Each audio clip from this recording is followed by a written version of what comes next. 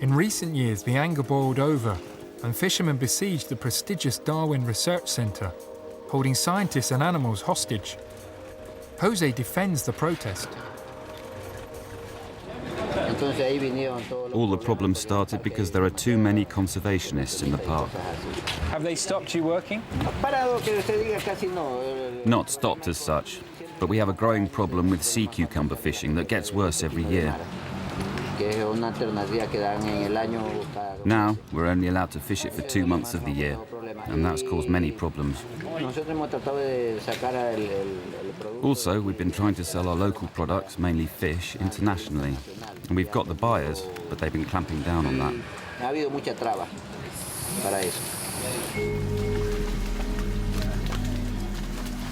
The angry fishermen confined 30 scientists and several rare tortoises to the Darwin Centre for 4 days and refused them any food or supplies. You were holding people there, almost holding them hostage then, and the tortoises as well?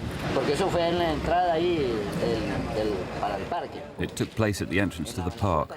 A net barricade was put up by the gate. They didn't even try to leave. They wouldn't have been able to do so because of the people outside. There were 10 times more of them.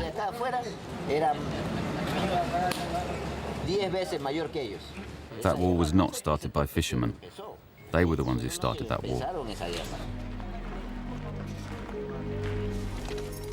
The gang of disgruntled fishermen came here to the Darwin Centre, wielding machetes and knives, and threatened to kill Lonesome George, one of the best-known residents of the Galapagos.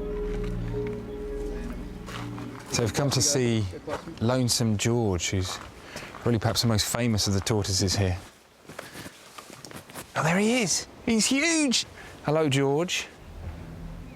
George is an 80-year-old giant saddleback Galapagos tortoise, and the last of his kind. Since 1972, the Darwin Centre has been trying to save his subspecies by encouraging him to mate. But poor old Lonesome George has always resisted. What have you been doing to try and find him a mate? Para intentar reproducir, vino una chica de una Suiza. So that he can reproduce, a girl came from Switzerland. So that the tortoise can learn to be friendly with people, because he was very timid. Era muy tímido a las personas. Are you actually talking about a human, are you? A human, yeah. A human being? A human Swiss girl, yeah. And a scientist. A scientist. And why did he need a friend? He needed her to extract his sperm. First of all, she started touching him in sort of strategic areas. Right. And trying to get him excited. So this scientist had to masturbate this giant tortoise? She did. Just so we're clear about that.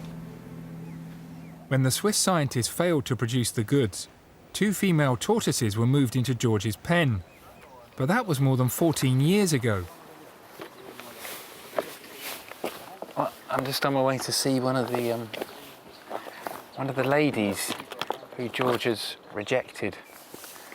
Well, she's not fantastically attractive from the back, but from the front, I'm reliably informed she's a bit of a looker for a tortoise. He's the last of his kind. Yeah. It'd be such a shame if his particular subspecies was to die out along with him.